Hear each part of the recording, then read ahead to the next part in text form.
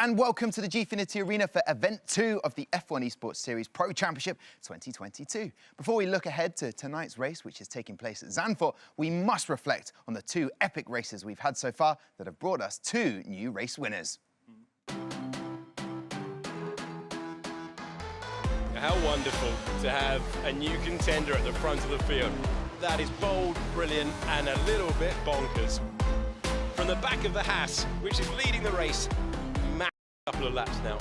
That's for the race lead! To the inside, it's going to change again. It's the race of the season. It's unfolding in front of your eyes. Thomas Ronhaar's retaking the lead. Freddie Rasmussen's got close, not close enough. It's Barry Barrowman who is the winner. I'm the F1 Esports winner! Can Ronhaar force him wide? He shows him over the curb. The man wants his maiden victory. Thomas Ronhaar across the line to become a winner. Maiden back-to-back winners in two races. Magnificent pictures. Joining me again tonight is my guest, Hayden Geist. Great to have you back. Looking forward to getting into Zandvoort today? Yeah, brilliant circuit. We've had some great racing so far in Austria and Belgium, so hopefully more of the same today. Yeah, let's talk a little bit about Spa. What impressed you? I mean, Barry, come on, at the end of the day, look at the passion that was not only from him, but the whole team as well, gathering around him. The pressure from all these seasons of not getting that race win to finally be able to do that is incredible for him. It was so heartwarming to see him get that maiden victory. I said yesterday it became the 11th driver to do so. That's technically inaccurate, Hayden. I'd like to apologise to everybody. What I meant to say was it was the 10th and 11th because Thomas Ronhaar won before him. It's actually been 13. What I was saying was that's 11 drivers in the current lineup, and that is so good to see. 11 drivers in that starting grid. That just shows how competitive it is. But we had the series, the Formula One Esports Series, prior to the Pro Championship. And you can see there, Brendan Lee getting 6 wins, but he also got 2 in that previous tournament. Great to see all those winners. Ones that are missing there, Sally Soltunk, of course, in 2018, and Cedric Tomei. So I missed them out, and we're missing your name there, actually. Yeah, I mean, maybe it just wasn't enough room for it. That's fair enough. No, we'll try and get that sorted in graphics later.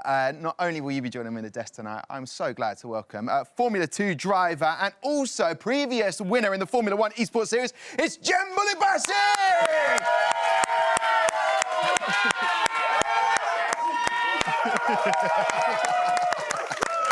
Oh, what a welcome. I'm going to lift that out for you. Jem, so great to have you back in the Gfinity Arena. It feels like yesterday you were here competing in an Alan event. Have you missed it?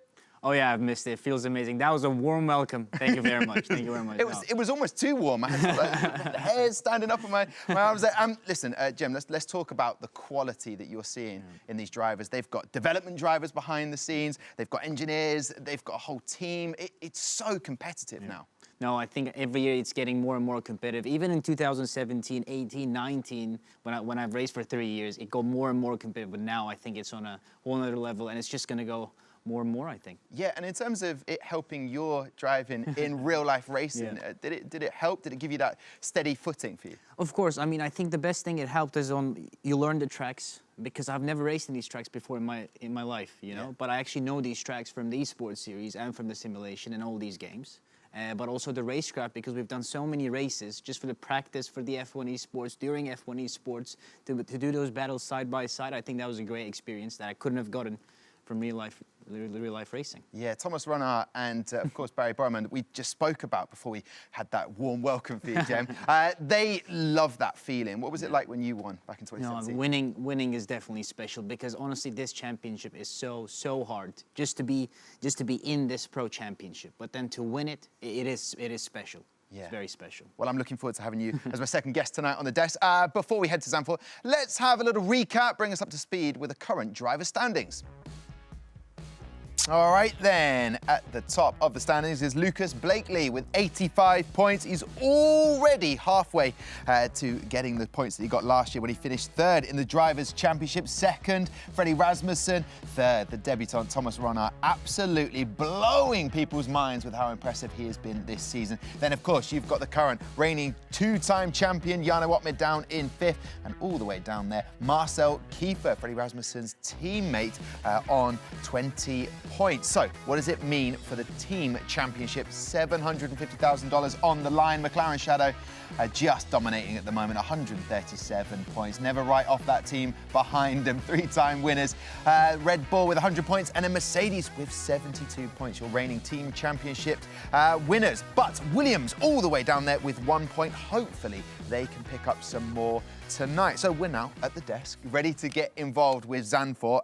Before we do that, though, I think we need to talk more about Spa.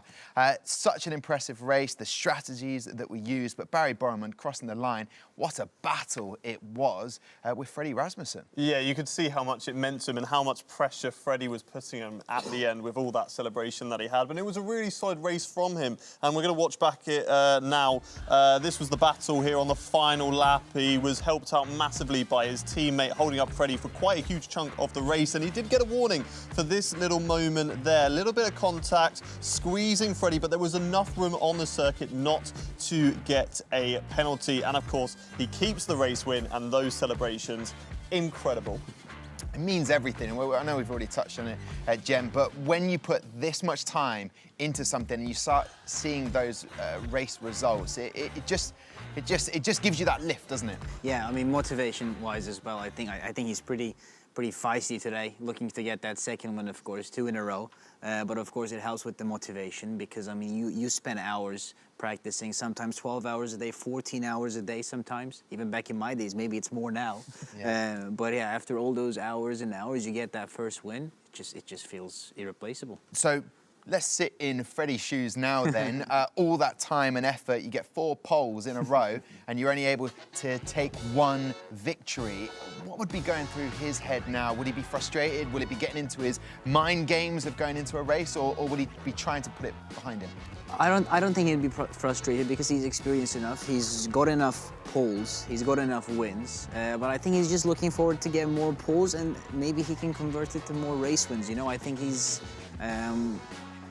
been unlucky in some of the situations, but he's doing his best, and he's got 4 poles in a row. Has this been done before in the history of the championship? It's a tough question, but I don't think it's been done before. Yeah. So I think he's going to keep pushing. That's good motivation. Well, the consistency is key in the Formula 1 Esports series, and he has got consistency. He might not be getting those race wins, but these second places in Event 2 have brought the gap down now to 5 points between him and the championship leader, Lucas Blakely. In terms of constructors, though, that's of course where the money is made. He is needing a teammate to back him up, and he doesn't look very happy. That's a trademark. Yeah, that's a trademark. He's never happy. Yeah, but that's a good thing, though. It's not technically 4, it's 3. Today could have been, but I don't want to give away too much. That's the problem. But obviously, not being able from pole to take home the win, the webcam will come off. However, let's talk about Jarno Opmeer, 2-time world champ, still your reigning champion. Quali's never been his thing, but if you do not max your potential in quali, it's so difficult in the races, isn't it? Yeah, Jarno Opmeer, he has incredible race pace. We've seen that. Qualifying, though, has been his weakness, and it always has been, unfortunately, for him. But we know that if he is able to qualify inside even the top 4, there is a great chance for him to win the race. He gained positions in Austria. He gained positions again in Belgium, and I'm sure we're going to see him gain even more positions today at Zandvoort, which is a track which is notorious for being difficult to overtake at. So his race pace is definitely there, but he really needs to work on that qualifying if he wants to, you know, get that third-time champion, which no one's done before. Yeah, 3 champions, 3 titles in a row. Opmeer, 5 times he's been on pole, but he's had 9 wins. So it just goes to show that when it comes to the race pace and his craft, he is an absolute beast and a competitive animal. I'm going to say that. Right, Jarno Opmeer is one of 3 drivers to have won the driver's title. The other 2, Brendan Lee and David Tanitsa, are both at Ferrari. And whilst both they have new teammate Fabrizio Donoso, can't say his name for a second there, are struggling to get the results this season, the drivers are clearly enjoying the team dynamic and life at Maranello. Ferrari is family. It's not a secret. If you're part of Ferrari, you're going to win. The #1 pick, David Tanitsa! You are representing something very big. Surely one of his most satisfying victories. David Tanitsa wins. It's special for me to be one of the first drivers and the one who stayed in the team for most of the time, but there has been a lot of change, especially because in 2019, let's say we joined very, very late because we were not present in the first F1 Esports season. So of course, all the teams that participated the year before, they were all organized already. Meanwhile, we literally started training actually on July. It was, let's say, not in a disrespectful way, not rough, but of course now it's way, way more organized. It's the perfect environment to have races. Across the line for Ferrari, their first year in the championship, and the 2019 title for David Tunitsa. We strive to win, that's our main ambition. When we have meetings before, after and during the season, it centres around how can we win, and if we're not winning, how can we get further, how can we extract more lap time.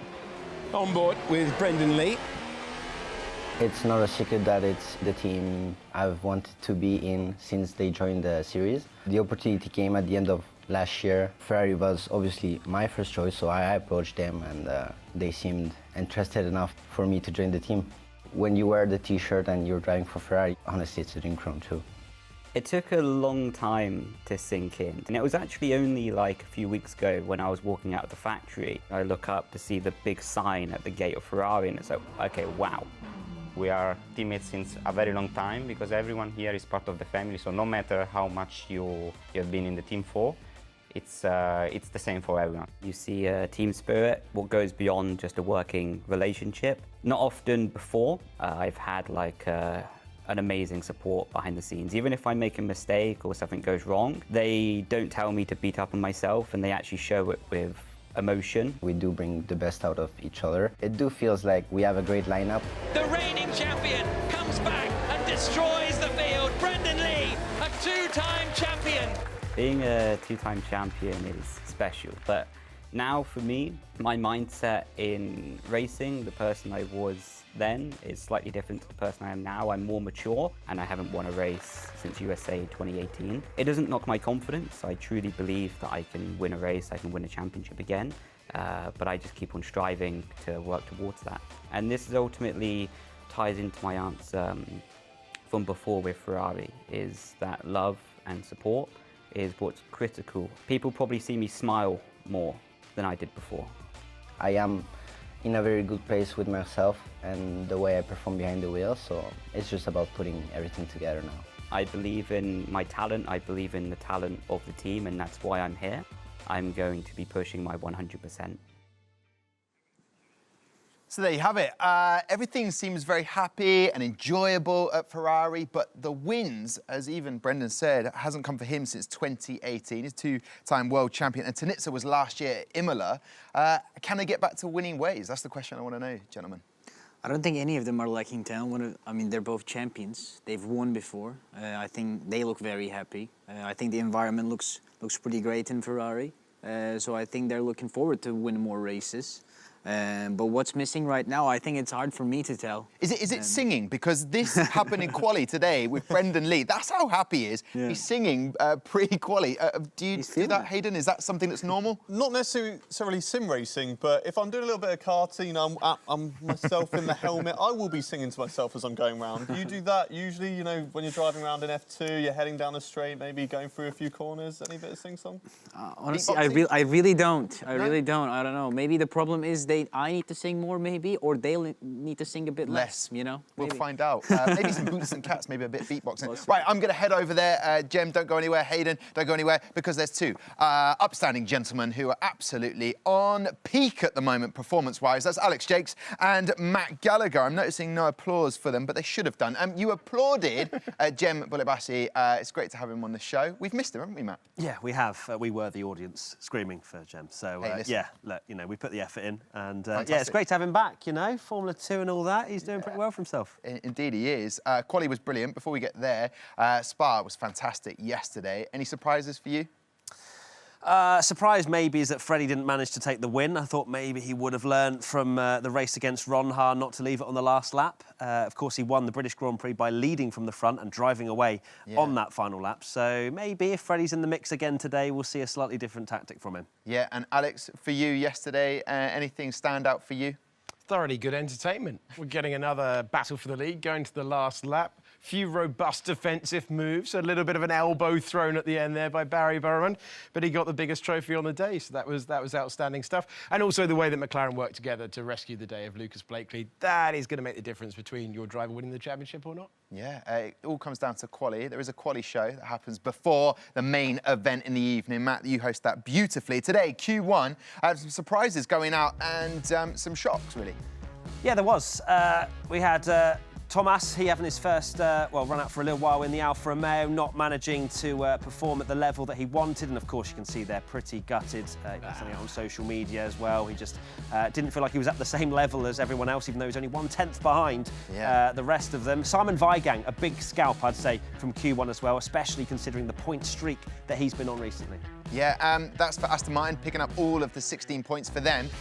The pressure gets them, and there was nothing separating these drivers in Q1. A lot of tweets from the drivers pointing out how close it was. Yeah, Marcel, 1/10 that's between ridiculous. 17 drivers. It's absolutely ridiculous. At what point do we just go, is this fictional? Yeah, and then of course you see Marcel Kiefer going out. Yoni Tomola took the place of Josh Edo. Back-to-back third-place finishes for him, Alex. Bit of a surprise for him to step in and then going out. And of course, debutant Luke Smith.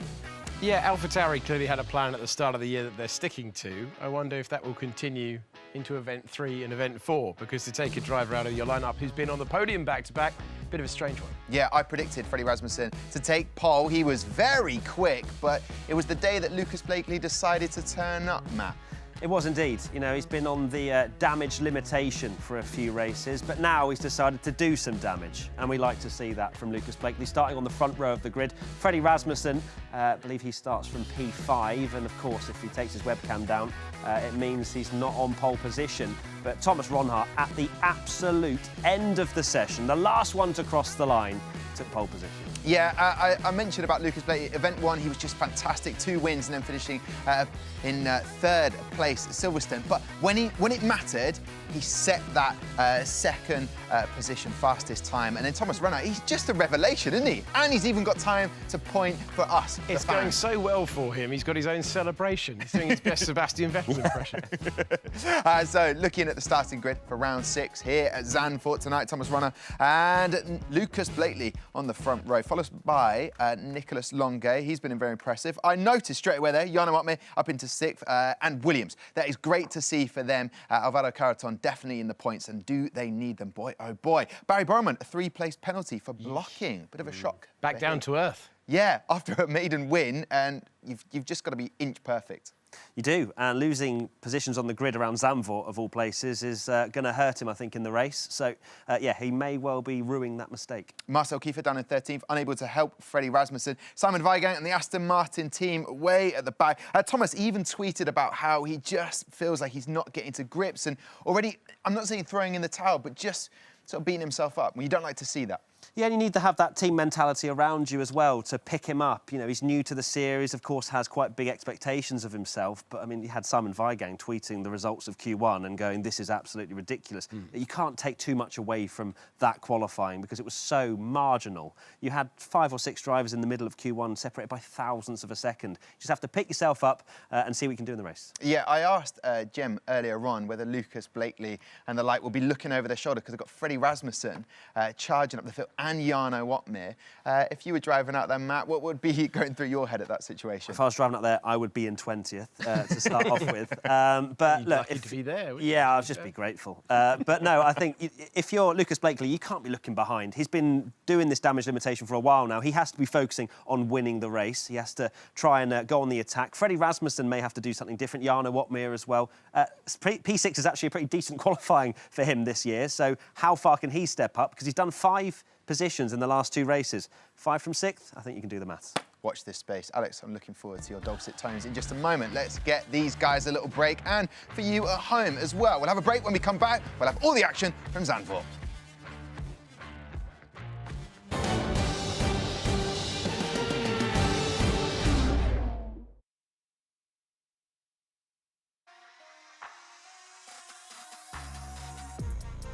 When it's not my day, it feels really bad because you have a lot of underestimation about yourself, and it's gonna be noticeable also in the next races. really feels like sometimes you really want to just, call it a day and call it quits, but those are the days that build your character, and you just got to keep going. You have so many mood swings. You go so low, and then you have to try and pick yourself up over time. It can take days, and when you know you have a lot on the line, it can genuinely take days to recover. David Tanitsa's got it done, and he's off the road. Josh Adair is off the road, and he clipped it into the wall. It's crushing because you don't have a full season of 20 races to fix it. Every time you mess up, you make a mistake. It hurts even more, to be honest. But I guess it's more about how you recover from that rather than just trying to think too much about the negatives. So at least that's what I try to do anyway. With the pressure and performance that we have to deliver over and over again, it can happen that we just don't have a great day, great race day, great session, or sometimes it's just maybe a whole season that doesn't work out as well. That's not the greatest feeling. It's actually quite horrible because you're going through a mental stage that is quite rough, and you have to fight through that bounce back and just make sure that you remind yourself of you are actually one of the greatest on the grid, and you succeeded multiple times, so you will do it over and over again. I would say it's pretty depressing feeling, and you just under the weather. You feel everything is not for you in this world, but you need to get yourself together and just get it together. Doesn't feel great. Mentally, it can be quite hard, but my approach usually doesn't change. I keep pushing and pushing until the season is over. When you've had a bad day, it's a bit down-putting, but generally it motivates you to do better next time. That's a good thing about esports. You can make mistakes on the track, but then you can just drive again and try again. If things don't go my way or goes badly, I get angry, but I reset quickly and just focus on the next race. It feels awful, and it makes you feel worse than it actually is, because you're kind of lost. You feel like you're in the ropes, but you have to assess what the exact problem is quick and then work on that, and you feel much better very soon. So everyone has the same struggles, and we all just try and fight that, and in the end we all bounce back and get better from these fallbacks.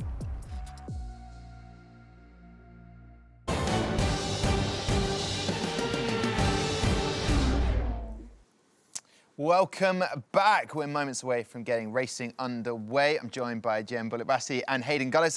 Guys, I want to know, a lot is on the line. Where is this race going to be won and lost, Jem?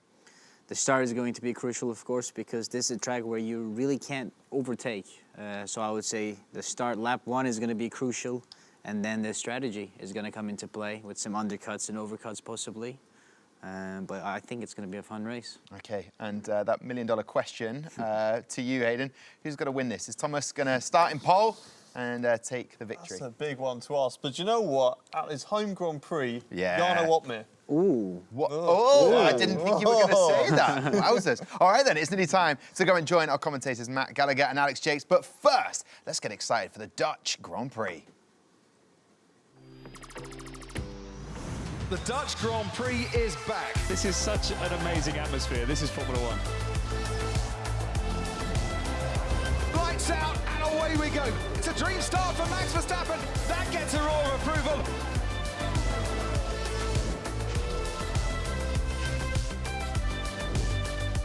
Look how close Max is now. With DRS, there he goes. Verstappen crosses the line to win. Turn up to the max. That was epic. I love it. It's tight, it's technical, it is a real test for the 20 best esports drivers in the world as we go racing for the 6th time this year in the Pro Championship. Matt Gallagher, you've got to make the moves early on, because if you're going to be in the DRS train if you can't make the moves. The dreaded DRS train. As Jem said, I think lap 1's going to be very crucial. Are we going to see any alternate tyre strategies? We saw Lucas Blakely make up a few positions around Spa, but it's a very different track, Zandvoort.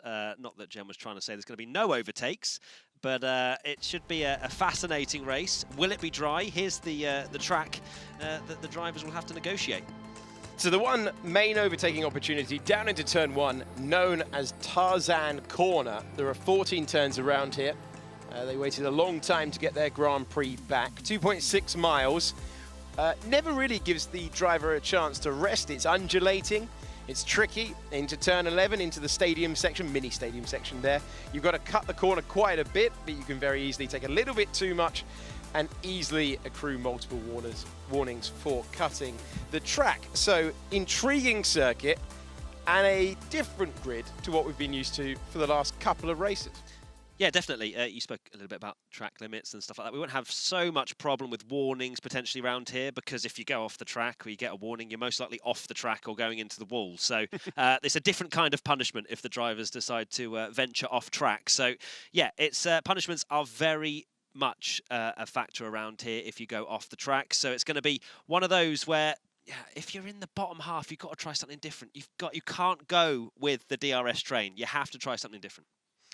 Well, it's going to be fascinating to see how our front row play it today with Ronha, with Blakely back up there after a little bit of damage limitation, as we spoke about before. Ronha chasing his home race victory after that maiden win in the first race of Event 2. And then we moved on and almost just dropping down, just scoring good points again.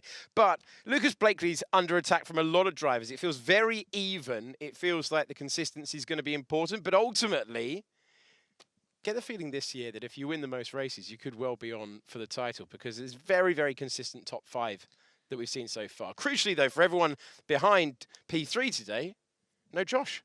No Josh, which is a strange decision from AlphaTauri, but one with which they've clearly made a plan and stuck with it and got Joni Tormler to do as much practice as he possibly can around this circuit. But Lucas Blakely, 5 points. That's all he has in the championship ahead of Freddie Rasmussen. There's no more defending. There's no more damage limitation. He has to go on the attack and start winning races again if he wants to win this Drivers' Championship.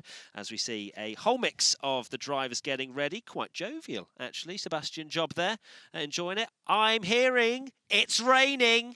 The word from down below is that it is raining, and just like in Austria, a track where sometimes we're used to a DRS train is magically covered in rain instead. It's going to be the rain train instead. And it is going to be wide open. So great news if you had a bad qualifying. Confirmation that for the second time in 3 races, there is rain on circuit. And it is hammering down, Alex. And it is full wet territory from that angle. We'll see if that's the case when we look at the tyres. So Brendan Lee looking on. We heard how positive they are at Ferrari. I tell you what, that's either the truth or the person who does their media training there is outstanding. Either way, they'll be looking to move forward.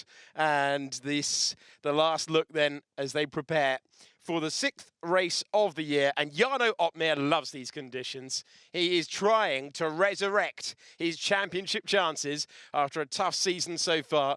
The man there at Mercedes' headquarters, and a different battle to the one we're expecting. No longer a case of a frenetic first lap, no longer a case of throwing it all in if you're further outside the top 10. This is now going to be a long game. And as I said before, Austria, wet conditions then. We saw some mistakes from Freddie Rasmussen. He said it was a rare mistake from him that potentially lost him the race.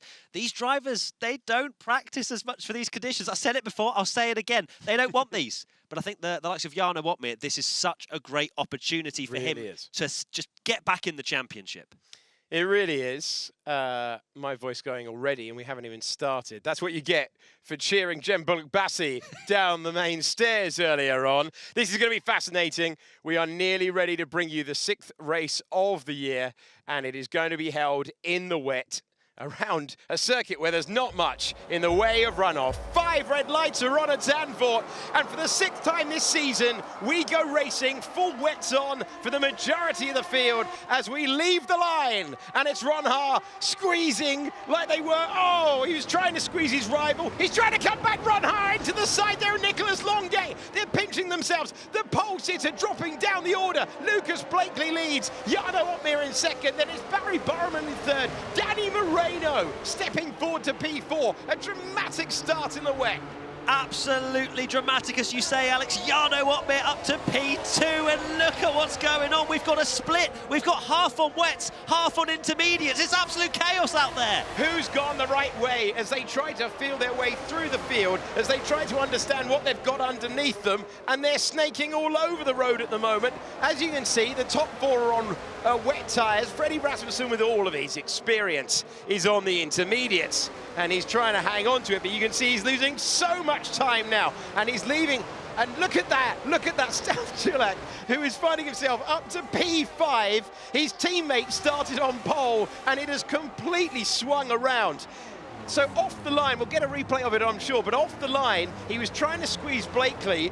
Blakely got past him into Tarzan corner, contact with Nicholas Longue. They're both still operating out there, but the intermediate tyre, Matt Gallagher, is not the one to be on at this moment in time. And that's exactly right, Alex. Not yet. We saw this exact same situation where Freddie Rasmussen tried it again. I think it was at Spa, and he did it there. He went on the inters early, but it worked out because all of the wet runners, if it does dry out, will have to potentially do an extra stop. Freddie is just trying to hang on at this point. I want to give a massive shout out to Peter Staukalek from 16th on the grid to 5th at the end of lap, or the start of lap 2.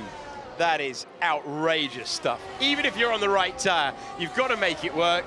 And Haas will be thinking, how on earth is he our lead driver on the second of 36 laps? And we are watching Jarno Opmeer. We talked about him loving these conditions, and I believe we can have a look at his start of the race. Matt Gallagher, take us through it. Yes, please. Let's have a look at this. Then Jarno Opmeer on the wet tyre, has intermediate runners around him, completely gets a better launch than those two into turn 1. Then, of course, the contact between Longue and Ronhart just gifts Jarno Opmeer an amazing opportunity to get himself back into this championship. You can see Blakely ahead, almost running off the track at the beginning there. But this is so finely poised. We have got 10 drivers on wets, 10 drivers on intermediates. Which is going to be the correct decision? Okay, so early on, clearly the wet tyre, the right one to be on. You can see that Freddie Rasmussen, a few corners ago, in 5th place, has dropped down to 11th, and they'll be losing time. But does the pendulum swing back their way? At the moment, Lucas Blakely is on for his 3rd win of the year, but he is a mile away from that at the moment, because we go on board with Brendan Lee, who is fighting the Williams ahead of him on the same tyre, as we go down to Tarzan corner, where you can hang it around the outside. How brave are you feeling as he squeezes the throttle, squeeze it some more, look for the grip, look for the line, and this is going to be a moment of brinkmanship. Can the champion get ahead? Finally, the outside line becomes the inside line, and the Ferrari improves to P12. Interestingly, Luke Smith pitted to change from the intermediates to the wet tyre. So he's decided almost immediately that was the wrong decision, and is now trying to catch up to the intermediate runners, which is baffling to me. You'd think you'd commit to the inters if you started on them, but we have got a complete just break in this field. We've got the wet runners all driving away. Freddie Rasmussen 2.6 seconds behind John Evans, but we'll keep an eye on that gap. When does Freddie start to catch Evans? Will it be around a pit stop between Blakely and Rasmussen when it all starts to dry out? There's plenty of things to work out here. God, I love a wet race. Oh, it's fantastic. It's exactly what we hoped for. And into the banking we go, 14th and final corner. You're looking at the driver who started on pole. He was hit at the start. Robust opening lap yesterday at Spa. Robust opening lap today. The difference from yesterday to today, serious contact. It spun him to the inside at this part of the circuit as he stands on the brakes into Tarzan corner. I love this racetrack because you don't get a moment to rest. You've got bank corners. You've got to use the camber. Do you try the high line? Is he favouring it? It's not been his day so far, but look, he's still got an opportunity. When you pit is going to be crucial. What you use at the right time is going to be crucial. Keep an eye on that gap between John Evans and Freddie Rasmussen. The grid, starting positions, borderline irrelevant because of the conditions that we've got. Everyone going for full wets, getting the benefit. And Peter's touching that. That is absolutely superb, though. Up 11 places, Daniele Haddad up 10. And the man who was so disappointed, we saw him slumped after qualifying. Thomas Paradis finds himself, Paradis I should say, finds himself in 9th position, and he will hope that he's gone the right way with the tyres. So fascinating to see the drivers, the teams making the call, deciding which way to go, and Freddie Rasmussen after a couple of second places in 2 days, having got himself very close to the championship lead, will be hoping that the conditions come back to him. Battle, we've got two classes at the moment. It's almost sports car stuff, because to the inside goes Marcel Kiefer, Inter versus Inter, and he finds himself ahead of Joni Tourmala. Tourmala in the AlphaTauri, and the senior driver gets ahead. Nicolas Longuet has already made contact with one Haas into that corner today. Didn't look too far away from doing the same thing. Oh, this is unbelievable from Haas. I think Ron Haar's been asking for a teammate to get in the mix this championship, and finally, with Staukelec taking over from Van Erven, he is performing incredibly well. Longuet and Ron Haar, how will that unfold? Of course, the incident into turn one, I'm sure we'll see a replay of that at some point. I wonder exactly what happened there, but I can't imagine Ron Haar or Longuet are particularly happy throwing away a second and a third. But right now, Freddie Rasmussen losing time hand over fist at the moment to John Evans. And you're starting to question whether he's already lost a pit stop to Lucas Blakely out in front. It's only lap 5 of 36. This is a 50% race. Everyone online asked for 50% races. Well, you've got it. And now we've got a really, really interesting strategy race ahead of us. And to translate from what Matt Gallagher's saying there, this is your fault, you lovely bunch. Look at what we've got here. So it's well poised. Remember, it is dynamic. The conditions could change at any point. Lucas Blakely, would you believe it? Scott in the rain, driving away, loving life. And remember, his setup has changed. He has been competing at home for a large part of his discovery of the form. And he has really grown into a championship contender. Became a race winner in the F1 Esports Pro Championship last year.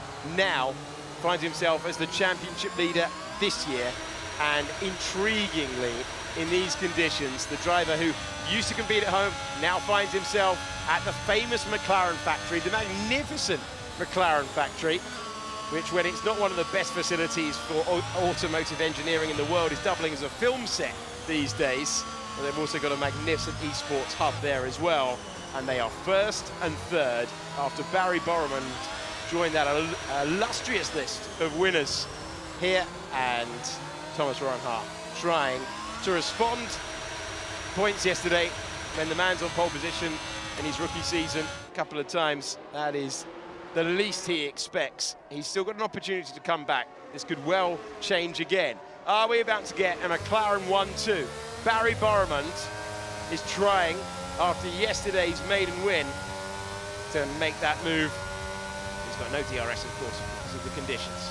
Lucas Blakely did have the fastest lap. Now it's his teammate, and you always get confidence from getting that maiden victory. It always happens with the drivers. I was just looking at the timings. It's into conditions, Alex, and we've already got a couple of pit stops already from Staukelec and Longuet. Freddie Rasmussen has started to catch John Evans in P10. You can see that gap slowly coming down, and already they're having to pit. But where do they filter out in all of this? Of course, they're going to have fresher intermediates than the runners that started by 7 laps or so.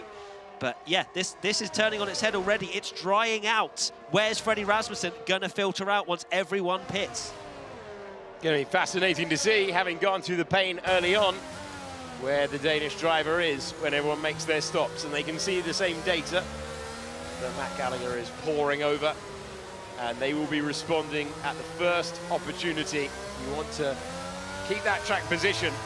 It's not worked, sorry Alex, it's not worked, because Staukelec and Longuet are right behind Freddie Rasmussen. Yeah. And they've got fresh inters, so I'm not sure the gamble to start on intermediate tyres has paid off for him, because he will be struggling for pace with those more worn intermediates. Another person struggling for pace is Jarno Otmir, 2.5 seconds behind Lucas Blakely now. Barry Burman practically pushing him round Zandvoort at the moment. Are they going to come into the pits and change to intermediates? Lucas Blakely does. Well, Barry Burman can't come in because his teammate has, and they would have to wait. They would have to wait for the double stack. So round goes the second. McLaren on the road, round goes the second Mercedes on the road. Lucas Blakely in from the race lead. Jarno Otmir in, our reigning champion, our 2-time champion, along with Ron Haar, and not the only one as well. So if you got the benefit early on of the wet running, now it's so important. Freddie Rasmussen in 6th place. Where's that Red Bull driver? John Evans staying out there, and you can see there that Jarno Otmir, despite the fact he was 2.5 seconds off the lead, has come into the pits. He's changed from the wet to the inter, and he's ahead of the lead driver who started on the intermediate tyre, and it's advantage those who started on the wets. So Freddie Rasmussen tried something different, of course, was P5 on the grid. Tried something different. He may well filter out about that once everything sorts itself out. Lucas Blakely is looking in control of this race at the moment. How much time is Barry Burramant, his teammate, going to lose on this one extra lap? Still looks pretty wet out there, but you'd be surprised. The optimal time to pit was definitely the lap before. So where is Barry Burramant going to come out compared to Jarno Opmeer? You'd imagine it'd be between Opmeer and Rasmussen, but will it be close to the Mercedes? Thomas Ronhart still stuck behind Longay, and Opmeer is right behind Evans, losing time here behind the wet runner. So Evans going for the gamble. The top two are into the pits. Evans deciding to stay out there. I think he might be doing a rain dance, Alex. Yeah, he's going to need to. He's going to need Schumacher. Conditions to go the other way, because at the moment it's not working out. Now here's Barry Burramant, that extra lap, and the man who was right on the tail of Jarno Opmeer when Opmeer was coming into the pits finds himself now a long way adrift, but will be able to attack now. Further back, Stauchulek. Peter Stauchulek over the back of Danny Moreno. You can see the difference in tyres, it's comparable. Freddie Rasmussen in 5th position. Needs it to dry out further, needs it to stop raining. John Evans definitely needs it to stop raining immediately, get straight through this inter period and get to slick tyres, but he's got any chance of scoring points. Luke Smith has got a 5-second time penalty, and that'll irritate him. Barry Burramant finding himself in 3rd position. I'm not sure why John Evans carried on the wet tyres. Maybe they've got a different weather forecast than everyone else, but he is very quickly becoming a mobile chicane for the cars coming up to him behind.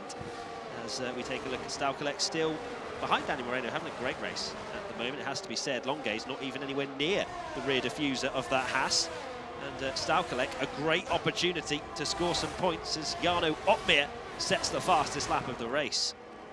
So Opmeer has not given up on taking his first victory of the season. Look how much time Burramant's lost to Opmeer. Yeah, he's managed to clear John Evans, and Freddie Rasmussen is 1.4 seconds. So keep 1.5 now. Keep tabs on that. So you can see all the stops that have been made by those getting rid of the wet tyre and switching to the inters, and the wet tyre was the one to start on. And now making his way through, Danny Moreno, winner of the race here 1 year ago, finding himself getting past John Evans, who just gambled, just hoped for something different. It's not worked out, and everyone's streaming past as he will eventually drop out of the points. I can only imagine he's trying to extend to a place where he can go straight onto dries. Yeah, I think that's the only hope that he has, but just look at them all streaming past. He's incredibly slow out there on the wet tyres. Thankfully, all the drivers have managed to get through unscathed at the moment. Unfortunately for Brendan Lee, that's going to be very irritating to have caught him just there, as he's going to have to follow him all the way around the banking. Like you can see side by side in the background. And there we are, out of the final turn.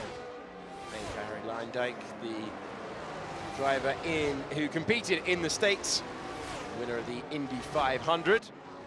And now Blakely, Opmeer, Burramant, Rasmussen, Stauchulek, then Longay. And this man, who once upon a time, a while back, started on pole, lost the lead, was just hoping to stabilise his race, and then the man ahead of him gave him a tap, and that realistically looks like the end of their podium chances. But he will hope that he can clear, first of all, the Alfa Romeo ahead, then his teammate, try and fight Danny Moreno on the intermediate tyres, with the track potentially changing again.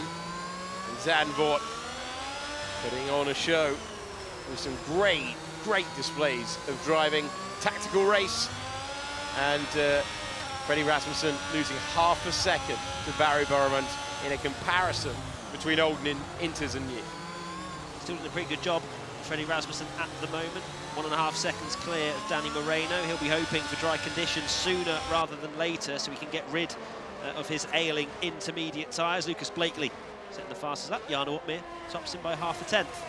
So very comparable, the two out in front, but 2.3 seconds is the gap. Very comfortable, you'd have to say, by F1 Esports standards.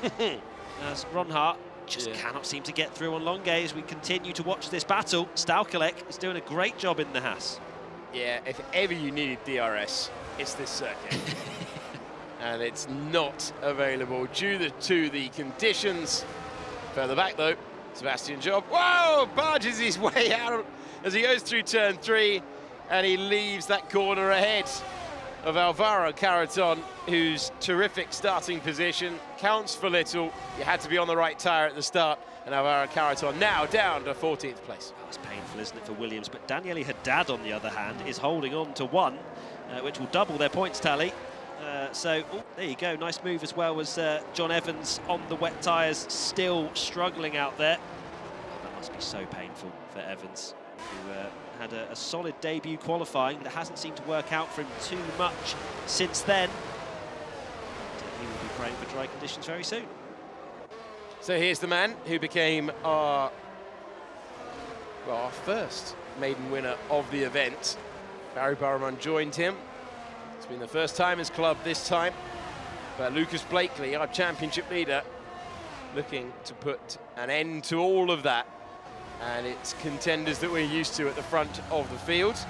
Looking back from Nicolas Longuet, a two-time winner himself. And Blakely with a 2.7 second advantage. Called it perfectly, took the lead in the opening meters, was on the right tyre, got everything right on the in lap and the out lap, has had the pace on the wet, has had the pace on the inter, and this is one of his best ever drives in F1 Esports at this stage, that 13.36. Certainly is. Fortunately for John Evans, he's had to pit for intermediate tyres, as you can see on the screen there. So still not drying out enough for a gamble, as you can see on your screen. Definitely not dry enough. And Ron Hart, we keep hyping him up in the show. Can he win the championship and things like that? But small moments like lap 1, turn 1 can change your hopes dramatically as we approach the halfway point of the season. And Lucas Blakely, if he wins here, it'll be such a crucial win, just to steady the ship. He's been getting caught over the last few races, but right now Blakely has an amazing opportunity to extend his lead over Rasmussen, which at the moment stands at 5 points. Yeah, 5 points after the result yesterday. Could easily have lost it if it wasn't for those. Freddie Rasmussen had a chance, of course, to be 14 points further up the road if he'd converted both opportunities of victories in Event 2.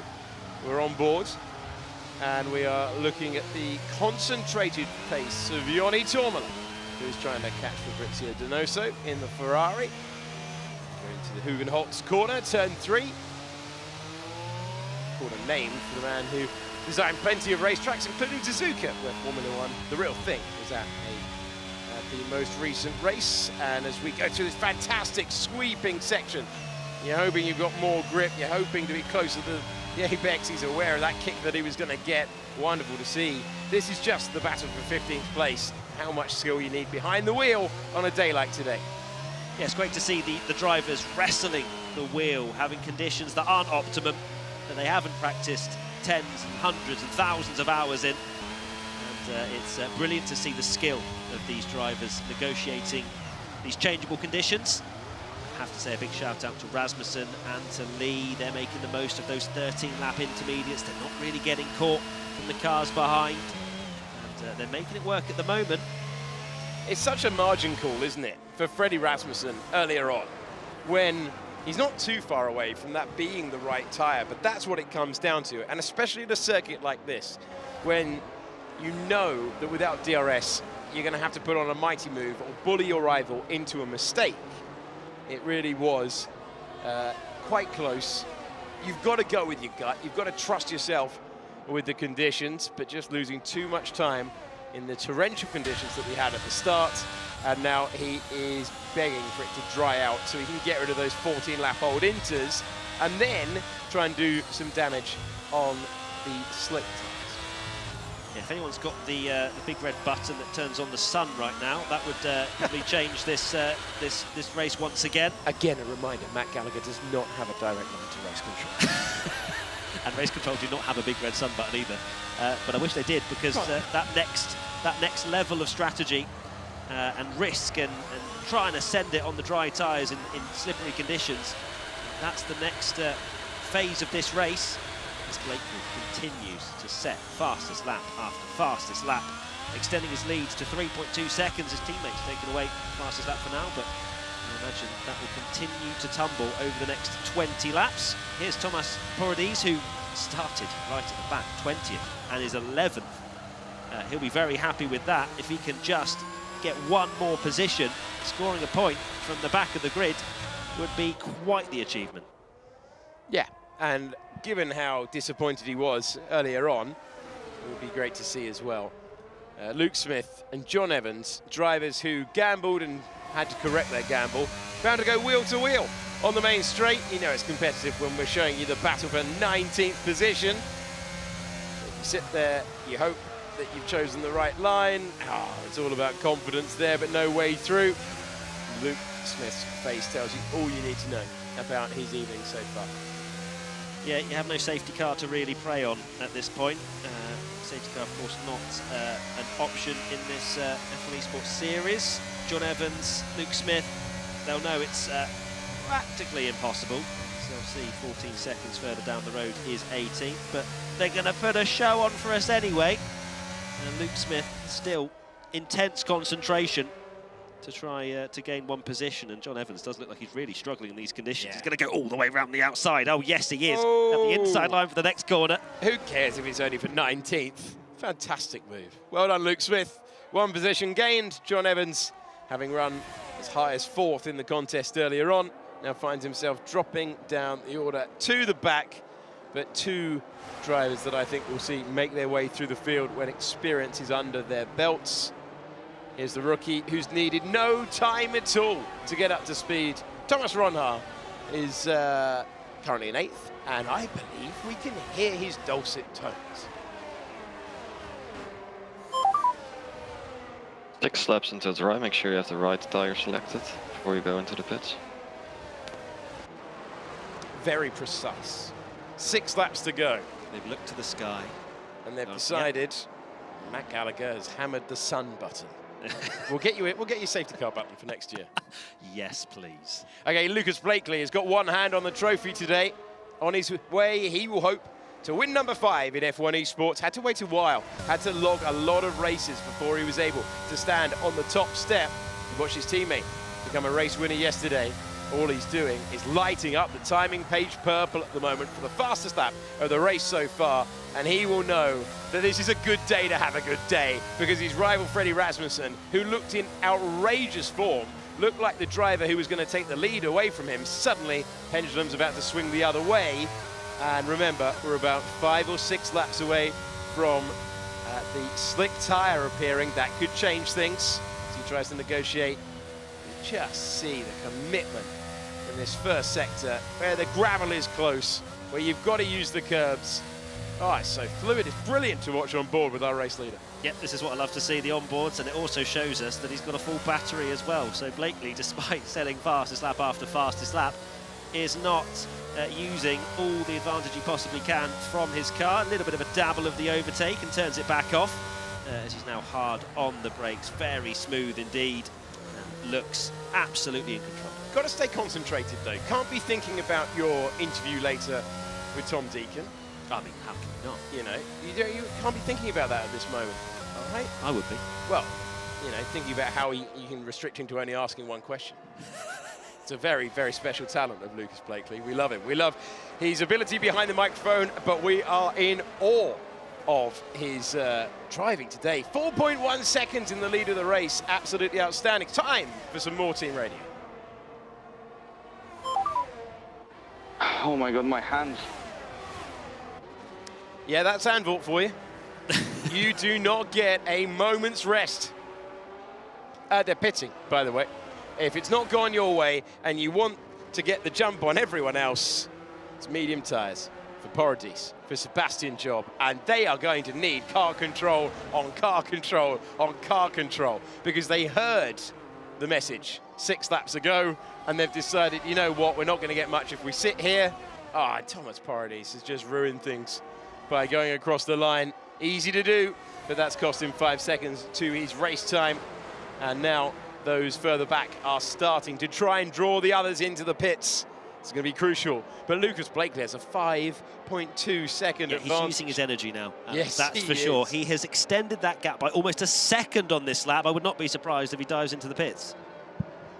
And so, it's less than a second. Luke Smith with a 5-second time penalty for crossing the pit lane exit line. And DRS is now enabled with the top 3 coming into the pits. Blakely, Otmare, Boromant. Boromant not separated by much. Double stacking for McLaren. And they feel that they had enough time. Oh, hard tyres for Otmare. Medium tyres for Blakely. So that's a... Well, that is interesting. I'm surprised. I'm surprised Otmare's gone for hards. Yeah. Oh, is that a mistake? Could well be. Could give an opportunity to Barry Boromant. He would have had to hesitate a little bit. Oh, Jarno Otmare's got a penalty. Barry Boromant's got a penalty. Wouldn't be surprised maybe if that gets overturned. Yeah. Okay, let's hear from Jarno Otmare, P3. I know it sounds crazy, but the hards might be the best call. Because if I go on mediums, my tires will melt because of these pressures. So he's running very high tyre pressures, so it isn't a mistake, as Moreno is coming under serious pressure from Staukalek at the moment. And none of the penalties for crossing the white line will count, we're hearing. So, oh, contact! And that's a barge out of the way, and that's a couple of places lost. Staukalek and Longue get past Moreno. And race control will have a look at that one. The Haas improves to 6th on track for the moment. Disregard the penalty flags for Otmare and Boromant, and for anyone else who crossed the white line. I think that's the only reason we've seen penalty flags today. I believe so. Maybe Luke Smith is holding one from before, but apart from that, I want to talk about Thomas Ronha. He's had to go an extra lap because of his teammate doing so well, and this may well really hurt Ronha, who we've been hyping up to potentially join the championship fight. He may well join out in 11th place. Oh, the man who started on pole, tipped round onto the circuit, tyres aren't up to temperature, down to 12th, and a day to forget at his home circuit. Battle to remember, potentially brewing here though. This is going to be very, very intense by the looks of things. Brendan Lee trying to move forward. 2-time champion from the early years of F1 Esports. Lucas Blakely, by the way, doesn't matter what you throw at him. He just loves this circuit. On the podium here last year, in the wet, driving away. On intermediates, driving away. On slick tyres, driving away. You get the picture. It's 6.6 seconds. If you're new to F1 Esports, this is not normal. Some drive being displayed by our championship leader, about to enhance his total at the front. It's a brilliant drive so far from Blakely. Unbelievable. His teammate as well is looking to make it a McLaren Shadow 1-2. What a performance. What a result this would be for the team. 6.8 seconds. That is unheard of. Usually we have the entirety 20 carriage DRS train coming into the station after 50%. We've got Blakely clear. Wild stuff. Jarno Otmare, confident enough to go for the hard tyres, his choice. Felt the need to explain it to the team. But hanging on for 2nd place. Hanging on for what would be his joint best result of the season. He was 2nd in the opening race of the year. That was the Jarno Otmare that we knew, okay, he had to fight against both McLarens that day, but we assumed he'd be back out of the points after contact in Imola. And then 5th place at Silverstone, 4th place in Austria, 6th place last night in Belgium. And he's trying to return to the podium. He's trying to score good points, and Barry Boromant's trying to follow up yesterday's win by making it a McLaren Shadow 1-2. And he's going to have a great opportunity now, out of the bank corner, the 14th and final, as he completes the Tour round And they cross the line. He's got the inside line. The medium tyre is going ahead of the hard. It is a McLaren Shadow 1-2. Blakely is up the road, but it's now Borremand who gets past Otmere into P2. Oh, does Otmere, with the benefit of hindsight, maybe wonder if the hard tyres was the right opportunity and the right decision for him, because every other driver is on the mediums. Not one other driver thought that that was the way to go. Of course, Otmere explained his setup slightly different, the tyre pressures, but also he's become a sitting duck. Burman breezed past. Next up, Freddie Rasmussen, only 6/10 back. Freddie Rasmussen had to do some serious work when he was on old intermediate tyres earlier on. He really had to work hard in that period of the race. The pace he was able to put in gives him the opportunity now to take his place on the podium. It might seem like a simple day, it might seem like a wait for your turn. He really had to bridge the gap on the old inters. And being on the podium again for Freddie Rasmussen is not the worst thing in the world. P3, of course, Lucas Blakely, the championship leader, would extend his points gap, but Fred has been in some mega form at the moment, and I'm sure he will take P3 after seeing how much time he was losing at the start on the intermediate tyres. Now, crucially, can Jarno Otmere stay in the DRS of Barry Burremand? If he can, he may well be able to defend from Freddie Rasmussen. If he can't, it may well be a very easy overtake. And going wide like that is not going to help Jarno Otmere staying within DRS. You can see it is tantalisingly close between Jarno Otmere losing DRS, but I think he's used a bit of energy there to close the gap back up to Barry Burremand, but he can't do that too many times. Patrick Schiebosch has just set the fastest lap of the race. He's battling Simon Weigand for 17th place. We're on board the Danish driver, Freddie Rasmussen, in the Red Bull, making his way through the middle part of the circuit. And now on to the closest thing we've got to a back straight. We're heading down to the mini stadium section. We're heading to an opportunity, but he doesn't take any risks at all. Take all the curb you dare, run it to the outside now, and start thinking about pulling out of the Mercedes slipstream in about, I don't know, 5 seconds time, because this is the 14th and final turn. Onto the banking we go, on board, heading to the main straight. There's the peak, and there is the chance for him to pull out of the slipstream and move up to third position. The man who took the pain of the intermediate tyre at the start of the race kept his head, used all of his experience, and he's up to P3. Bit too easy for Freddie Rasmussen and for Barry Burremand on Jarno Otmere. There's his teammate Danny Moreno, currently stuck in a bit of a train with Longuet, Staukalek and Lee as well. As you can see there in the Ferrari, just behind Jarno Otmere. The next question is, are those hard tyres going to work at any point in this Grand Prix? Is it going to come back to him towards the end when the mediums start to fade? But right now, it's kind of a what could have been for Otmere, as he had such a great opportunity, P2 at the start. We're thinking, right, this might be it. This is the time to start getting some big points. He's already faded out of DRS of Freddie Rasmussen. Well, driver at his home events had the chaotic opening lap that we rarely get in F1 Esports, with the wet conditions provided, was there, but felt the need with the tyre pressures that they're running to go for the hard compounded tyre. His teammate did not feel the same way. No one else in the field did.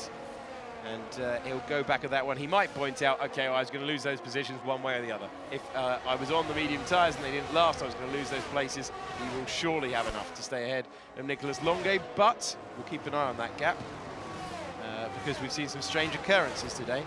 McLaren Shadow, 1-2, separated by 7 seconds. Wasn't expecting that at the start of the day. Freddie Rasmussen might have something to say about it. He is trying to minimize the damage. Can he get inside the DRS and challenge the driver that he went wheel to wheel for victory for yesterday for second place? We don't get many dominant victories in F1 Esports, but every time it is, it's Lucas Blakely. Do you remember last year? Portimao just drove away from the rest of the field. Again, you give him that opportunity, he just drives away, completely unfazed.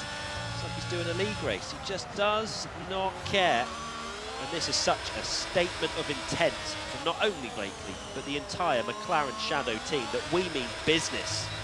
They extended their lead in the team's championship, I think, to 37 points from after Spa.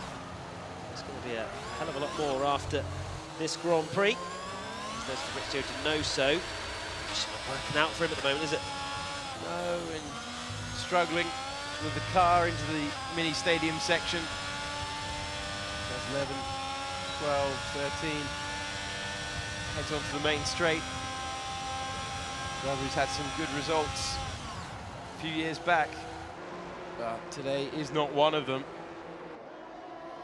And we've been talking about the Haas of Thomas Ronhaar all the way through this year. Stoutelec's day, purely because of that amazing start to the race he had, where the pack parted in front of him. It was wet on track, the sea parted, he got himself up the order and he stayed there. And a little bit of elbows out, and I'm sure Danny Moreno will have watched that with interest. It was very, very aggressive earlier on, but they're running in the train for the time being. Nicolas Longuet in the Alfa Romeo trying to re-establish himself as a podium contender, a man who's taken many pole positions. 5 poles in fact for Nicolas Longuet, always a great turn of speed. 2 victories, looking for top 5 again today. Checking in Peter Stoutelec in 6th position, trying to turn it into 5th. Yeah, you can see on the steering wheel, he's not doing a Freddie Rasmussen, he's not saving too much energy. He is trying to get past this Alfa Romeo. Intensity on his face. And it looks like he's got a spectator chair in the background as well. Don't know where they've gone. But yeah, Stoutelec having a great race at the moment. This is why they've built these expensive esports hubs, right? Purely so you'll stop rating their bed. I mean, Tom Deegan's the worst for it. And if you don't fold your jeans up, he will lose his mind. And yeah, and the blanket as well, the sheepy rug in the background. Dear oh dear. Stoutelec though on for a great result, taking his chance. The identity of Thomas Ronhaar's teammates been swapping all the way through. Van Erven at some races, but this is a great day for one of the Haas drivers and a disappointment by the lofty standards that Thomas Ronhaar has set so far. Just got to accept this. In your rookie season, there are going to be days like this. The important thing, Matt, to learn. Absolutely. As in the background there, we can see Sebastian Job getting very close to Porodies into turn 1. And are they changing positions? Yes, they are. And that's Sebastian Job just about not managing to get through on the Alfa Romeo. What a drive that would be for Porodies as well, from 20th on the grid, currently in 9th. Yeah.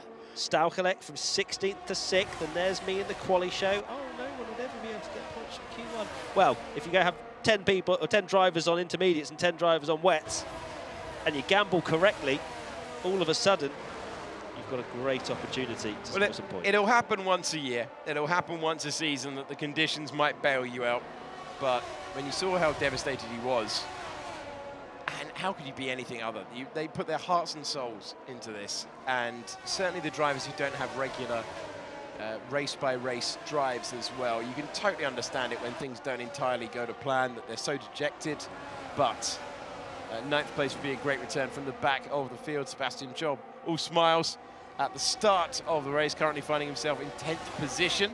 Out front, it's 6.6 seconds.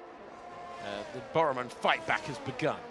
And Freddie, but of course, we are taking the mick because Freddie Rasmussen is keeping the pressure on Barry Borrman, and that's forcing him to chip into his teammates' advantage. He's just counting off the laps.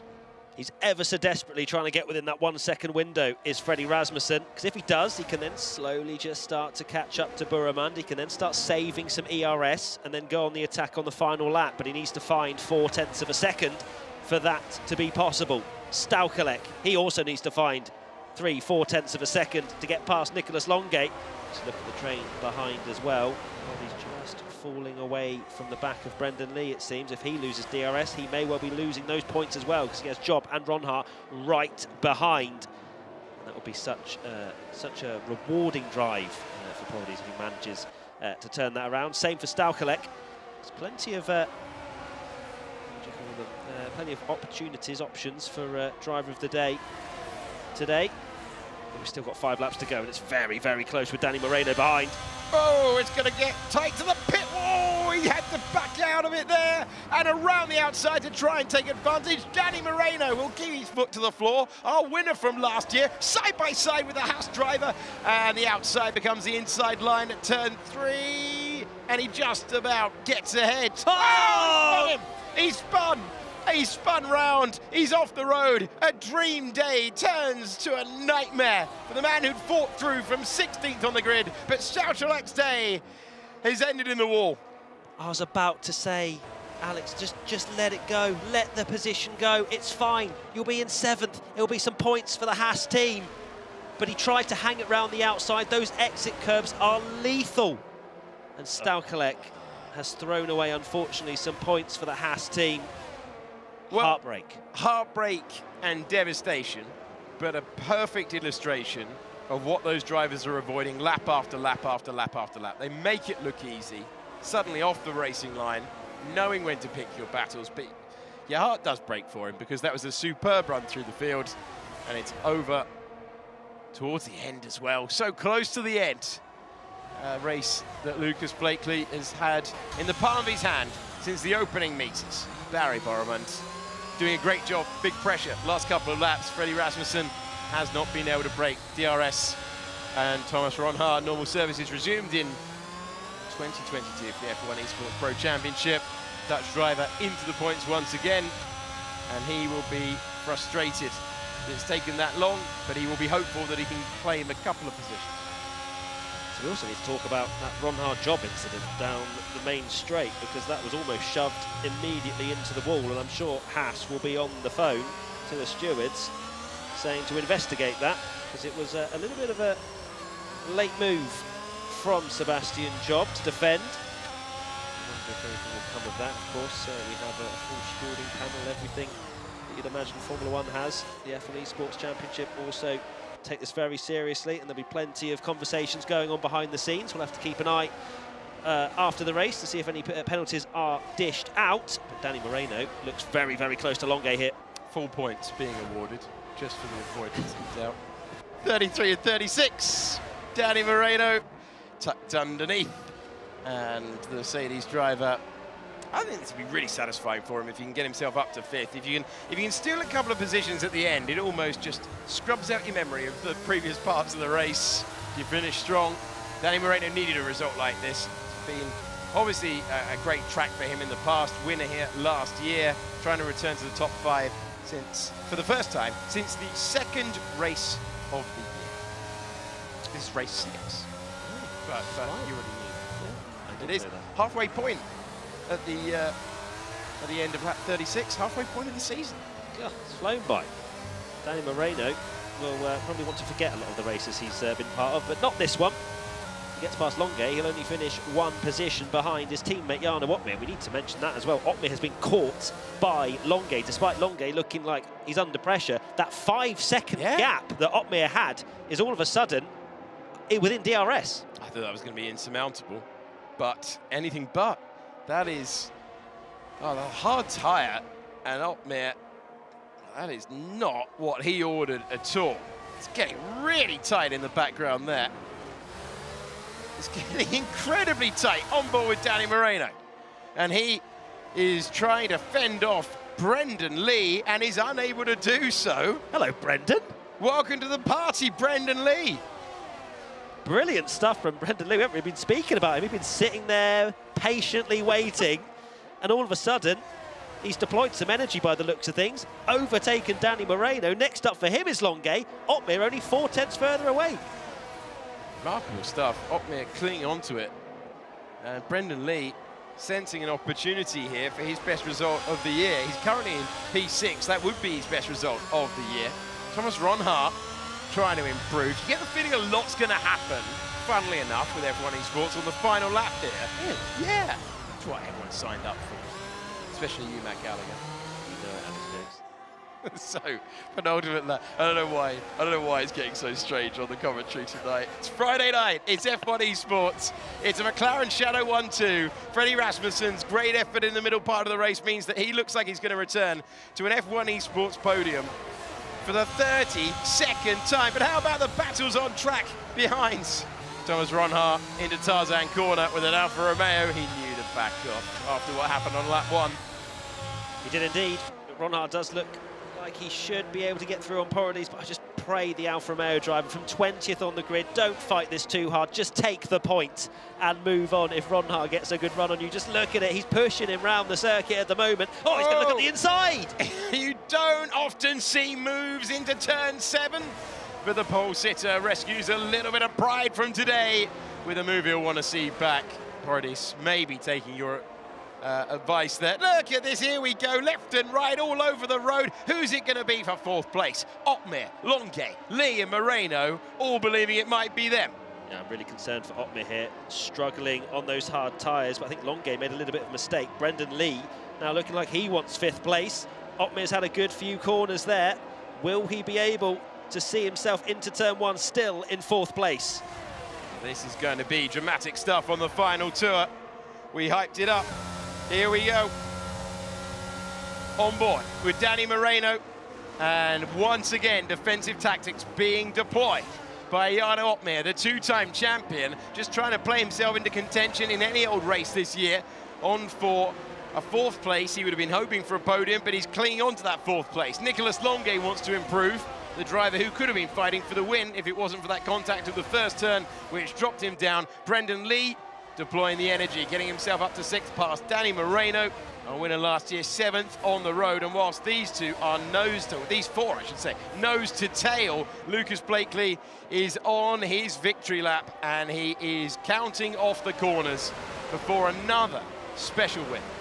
He certainly is. Lucas Blakely has been just unbelievable tonight, and there he is. Out of the final corner for the final time. What a dominant drive. Lucas Blakely wins at Zandvoort for his 3rd win of the season, for his 5th win all time in F1 Esports. A masterful drive as over the line is going to be Barry Borman, then it's Freddie Rasmussen, and then they're all in a line. Here we go, nose to tail, but a fantastic, fantastic result as they go over, and it's Nicolas Longe.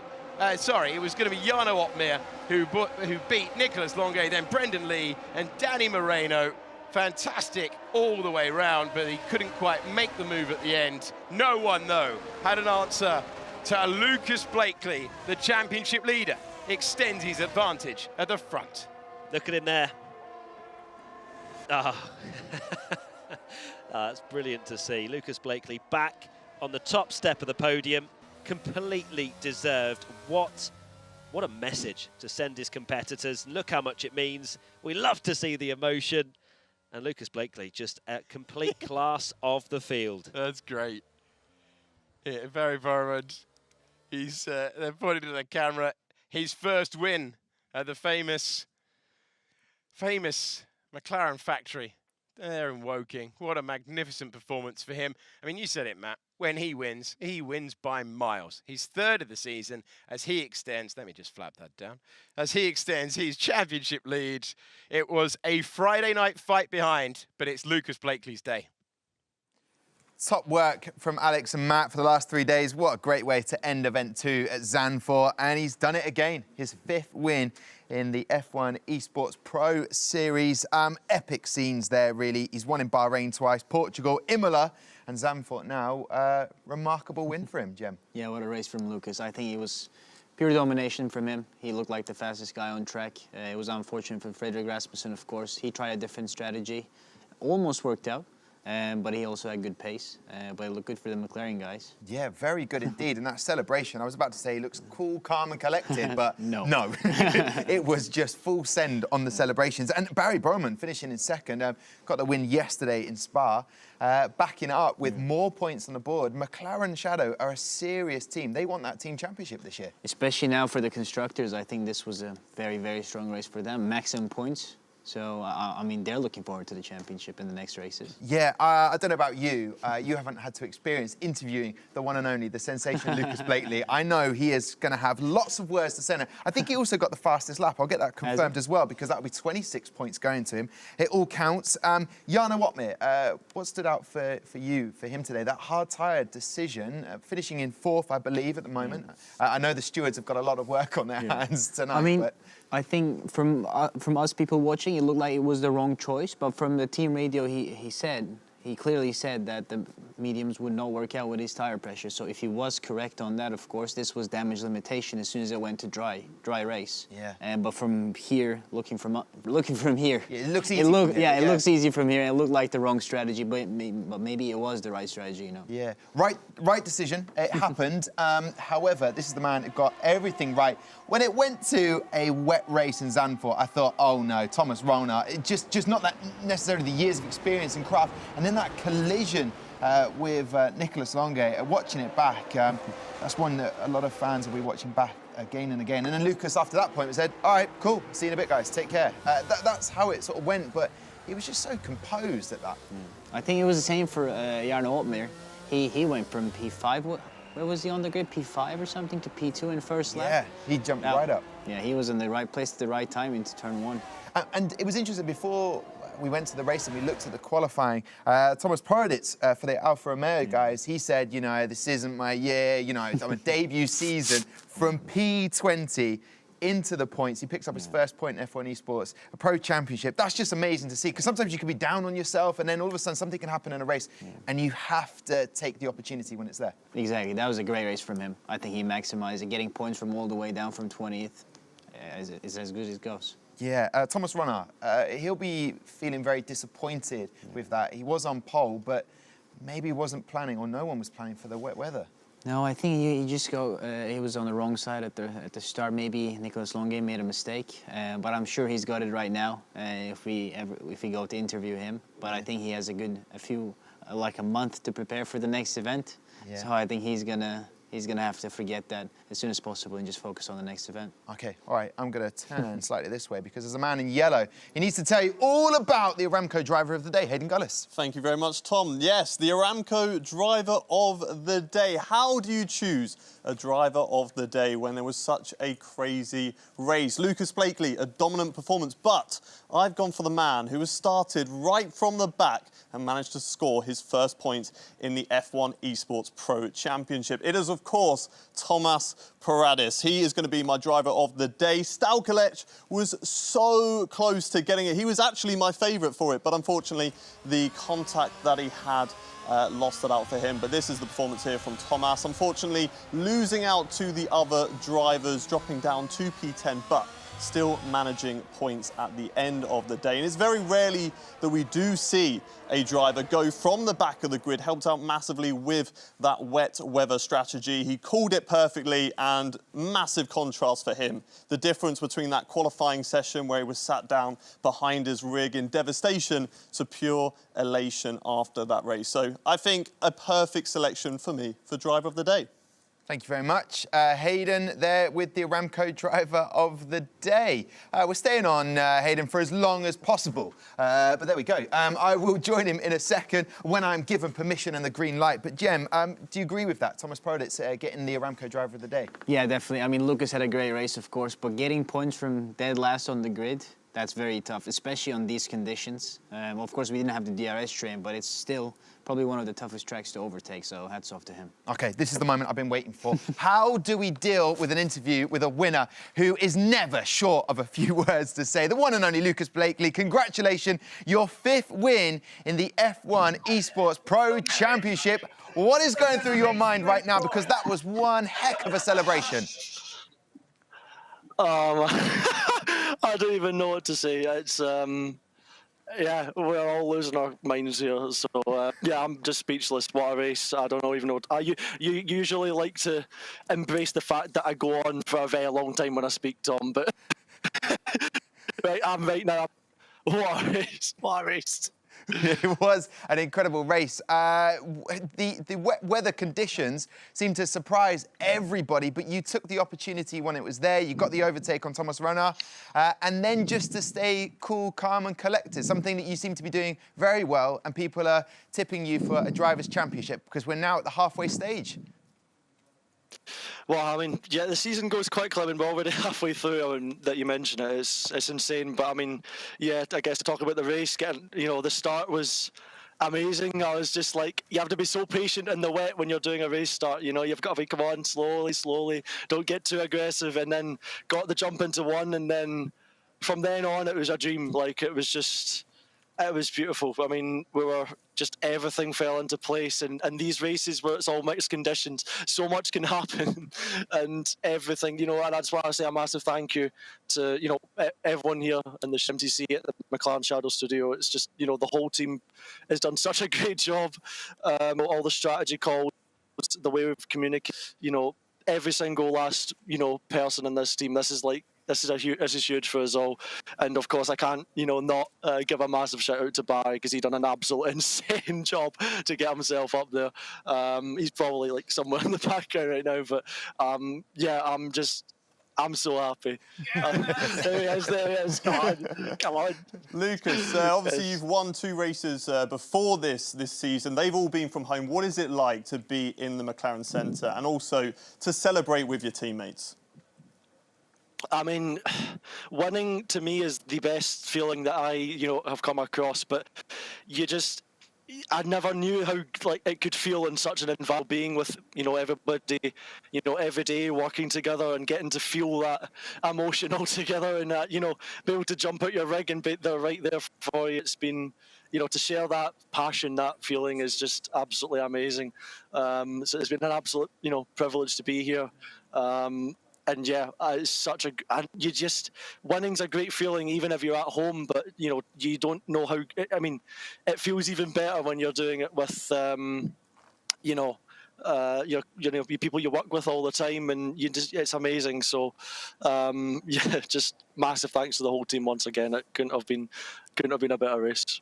Hey, top work, Lucas. And I know all the development drivers and the engineers back there, they've been sending me messages as well saying how cool it is there. Look, you've done a fantastic job, and I cannot wait. You haven't got long. 2nd of November, Monza, Mexico City, Circuit of the Americas. Better start getting practicing, because that Drivers' Championship is just around the corner. Fingers crossed. Anyway, great to chat to you, Lucas. Take care. Enjoy the party celebrations. There you go. Take care, everybody. Have a great rest of your day. Great rest of the day. There's not much left, actually.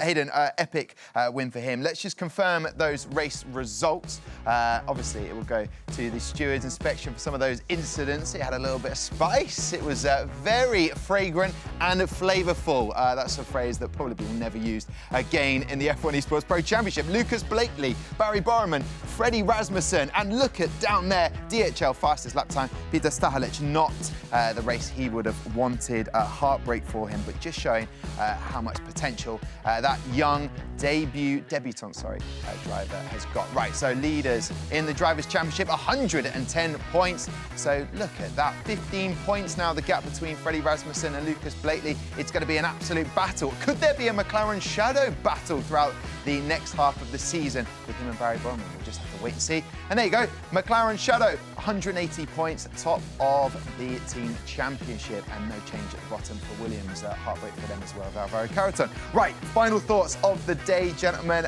Hayden, let's start with you. It's epic. Looking forward to Event 3. Yeah, 3 incredible races for Event 2, and I'm sure it's only going to get better in Event 3. Okay, Jem, it was great to have you here. Thank what a you. surprise. Thank you for inviting me here. Yeah, it's been it's been a real pleasure to be here, so thank you guys.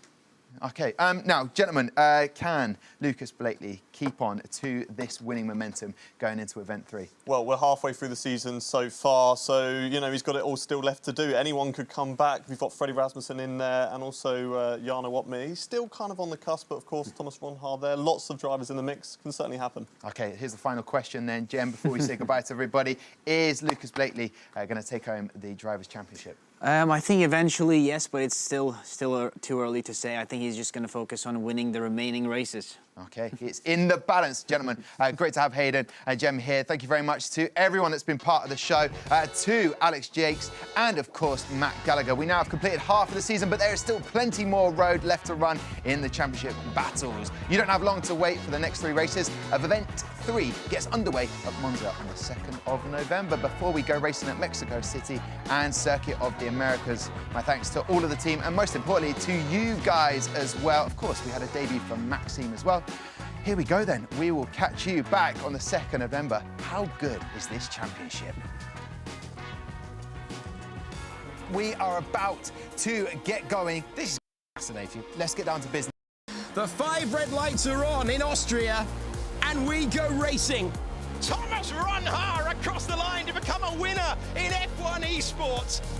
They go out and we go racing for the 5th time this year. It's Barry Borremond who is the winner. We go racing, full wets on for the majority of the field. Trying to come back, run hard to the side there, Nicholas Longday.